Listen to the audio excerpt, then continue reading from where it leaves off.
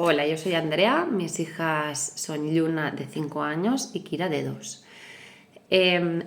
Vivimos en Castellón, en un pueblo del Alt Maestrat llamado Benassal, y en casa se habla castellano, catalán y valenciano.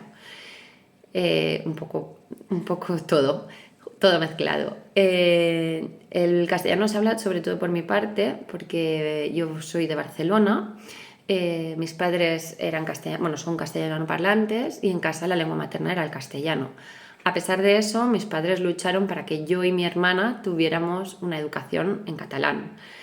Pues por eso mismo, ahora parece ser que me toca a mí luchar para que mis hijas tengan una educación en valenciano.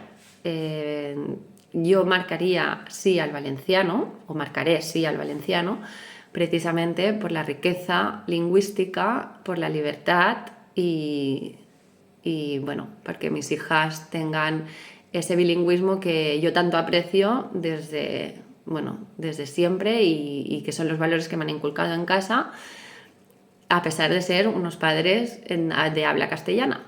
Ellos querían que su hija se criara en catalán y yo quiero que mis hijas se críen en valenciano, porque no podemos perder la lengua, no podemos perder la cultura y no dejaremos que nos lo quiten, nuestra seña de identidad sobre todo.